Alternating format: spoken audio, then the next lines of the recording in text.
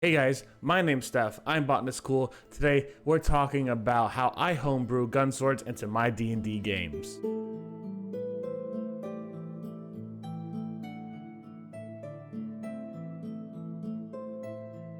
As always guys, a huge thank you for your constant support when it comes to this Quest Helper series here on YouTube. For those of you who are brand new, Quest Helper is a series all about the fun and creativity of D&D that is hopefully accessible to all players, from new players to veterans. And if that sounds really cool to you, make sure to hit that follow button, subscribe, and all that good stuff, and like the video and comment down below what you like about D&D and stuff. And, you know, hopefully we'll see you around here soon, alright? Anyways, today's topic actually comes from one of our community members named American Taco. And he asks me to do Saltspier's Rapier. Basically, if you hit a direct hit with a rapier, you get a boosted shot from a flintlock. And I kind of went a little crazy with that kind of concept and made 3 different types of gun swords that we could use to have a lot of fun within our D&D world. I made a dagger, a rapier, as asked, and a greatsword, and I think you'll find that their uses and versatilities for their situations are extremely fun to use. The first gun sword we're going to talk about today is the rapier that was suggested by American Taco. Now, as you guys may be aware of, I like giving special weapons and items a +1 just on the basis of the fact it is special. A master had to make these. A master swordsmith and a master gunsmith had to come together and put these 2 weapons into one beautiful amalgamation of destruction and doom. So I like giving them a +1 even if they're not necessarily magically enchanted. They are still masterwork weapons and are beautiful for anyone to use. Now, as all rapiers do, it has a 1d8 piercing damage, +1 for the +1, obviously. It has a 20-foot range for the bullet, and you have to reload it on a standard action.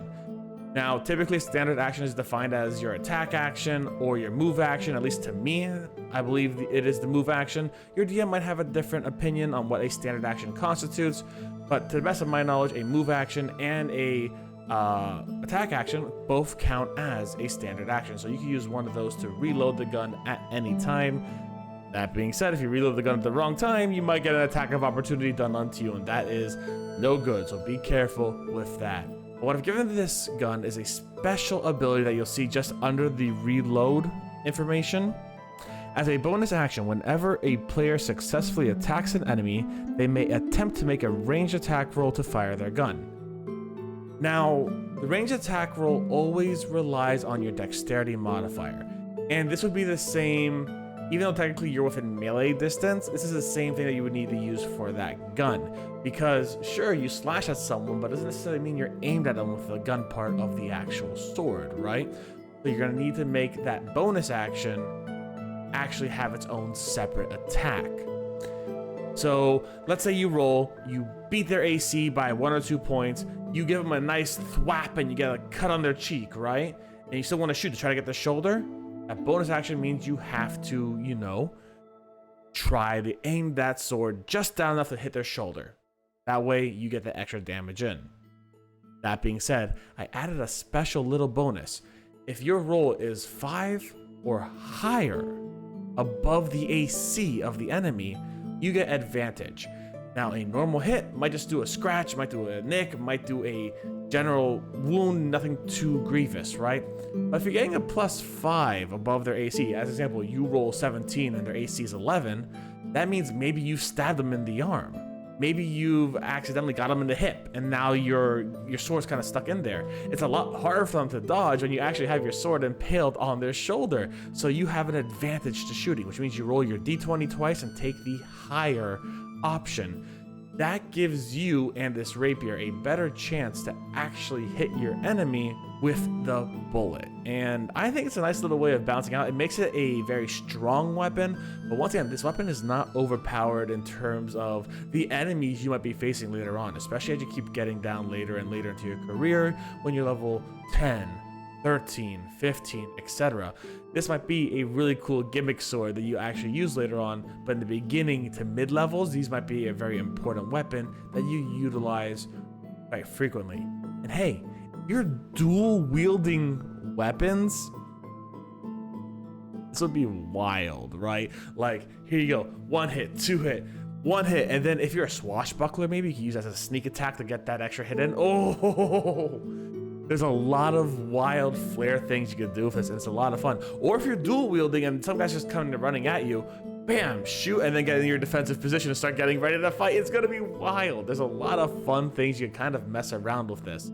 I'm not gonna lie to you guys, I'm really biased for this next sword. I absolutely love this next sword because I love those two-handed great swords and Fire Emblem like Falchion and everything like that. It's fantastic. It is so much fun. I love seeing Lucina kind of run up and be like, wah, psh, you know, with both hands. Same thing with Chrom. It's a lot of fun, and I decided to have fun with a greatsword. And when I do play melee builds, I typically use great swords. Now the great swords are pretty cool because they do 2d6 slashing damage, and that's a lot of damage. If you're a fighter or barbarian, this is going to be amazing for you. It is of course a +1 weapon, so you have a +1 to attack and to damage, and it has the heavy, two-handed, and reload signifiers. Heavy means that small or tiny creatures cannot wield this weapon properly. If your DM is chill, like I am, they might allow you as a gnome or as a halfling to wield it, but it depends. You might get a disadvantage, so on and so forth. Just talk to your DM about it, alright? And of course, it has two-handed. You must use two hands. A longsword, you can use 1 or 2 hands. You get more damage with 2 hands, but this one you must use 2 hands without a doubt. And of course, it has the reload signifier. The reload for this one's a little different. I actually heavily considered making it a 1-minute reload time because it's a more complicated weapon in a way. But I decided, hey, if your fighter barbarian is prepared, they know what they're doing, a single turn shouldn't be too bad, especially if you've planned to reload this thing before. That being said, if you're taking an entire turn as a fighter barbarian to not attack anything, you're really missing out on what you can do in your role. So either way, if you really want to reload this thing, you're probably going to be doing it outside of combat and using it as a one-time boost inside of combat to really help you out. Now this greatsword is really cool, biased once again, because it has a whole bunch of holes along the side, along the flat side of the actual sword. Is this feasible in real life? No. It's fantasy. Let's have fun with this, all right? When it is reloaded, and your DM can talk to you, can be reloaded from the handguard, can be reloaded from the hilt, doesn't matter where, whatever you want to do. All the ball bearings get into place, and when you pull the trigger, they shoot out from the flat side of the sword towards your enemy. And this is the cool part about it.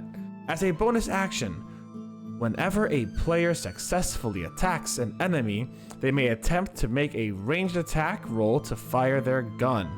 On a successful hit, the enemy takes 1d4 piercing damage and must make a DC 14 con save or be stunned for 1d2 rounds. You cannot attack at range with this sword. It is a flat, close range distraction method. I kind of got inspired by flares, you know, from like space battleships about this, because imagine you're fighting it, this big old sword, and you're, you know, 1-2, 1-2, and at a moment you kind of attack a guy and you hit him, but you don't hit him by much, and they are still really strong. You pull the trigger on your handle, and on the flat of your blade comes projectiles just hitting this dude and stunning him for a turn. Your allies get advantage on him for 1 or 2 rounds, and they fail strength and dexterity throws. You could easily capture them, you could easily knock them prone, you could do whatever you want, and you have a whole turn or two to do so. Now D2, very simple guys, it's a coin, heads, tails. But I really like this idea of giving this big great sword a piece of utility it can use, because usually great swords don't have, besides some magical swords, obviously, a level of utility when it just comes to slashing and hacking around. This is a weapon I would use probably later into my career as well, because that stunning once a battle, or if you reload it quickly enough, 2 times a battle, is fantastic. If you stun him for one whole turn and you want to take your next turn to reload it, you could do that as long as your allies are really on the sides here doing some flanking and some maneuvers to really get some damage in. You've really been a great asset, and you can reload it during the time they've been stunned. Of course, a DC 14 con save is not too hard to get past in later levels, so it's primarily going to help out once again in the mid-range and low-range levels. Now, I made this weapon just for the rogues and assassins out there, and I'm not gonna lie, it works for pretty much any other class as well as a just-in-case sneak attack weapon. This is, of course, the dagger, gun of shooting, whatever you want to call it. It's a gun sword or dagger sword or gun dagger, whatever you want to call it. I mix up my words a lot there. So, first and foremost, it has a 1d4 slashing or piercing damage +1. It has a range of 10 feet, so it has a small range, but nothing great. It's finesse, obviously you use strength or dexterity with it. And of course, you must reload it as a standard action. Same with rapier. Now, the biggest difference is the bonuses you get when shooting the gun.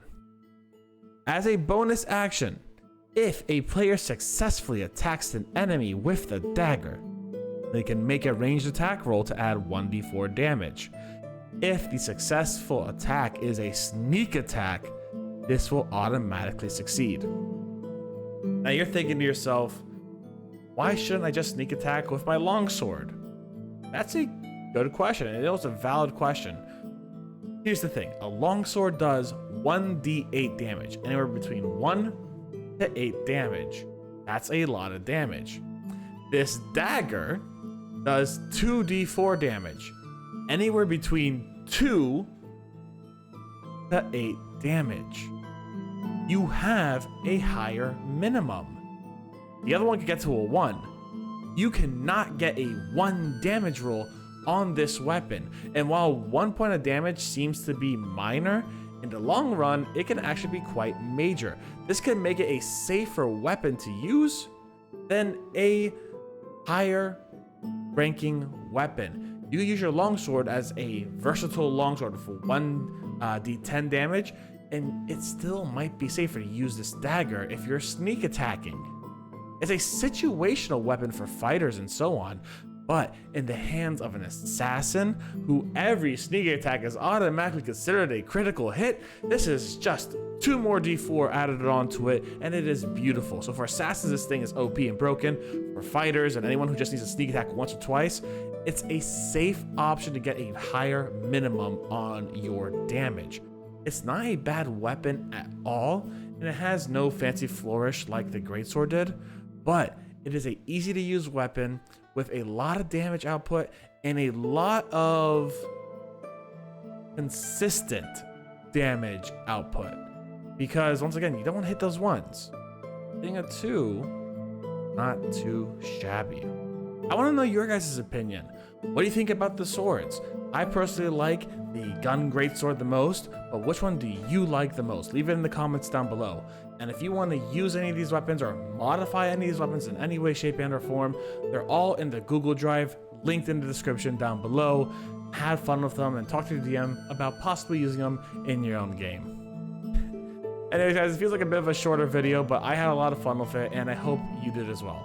I'll see you guys here next week for the next quest helper. Stay safe and stay Botanist Cool. Bye everyone.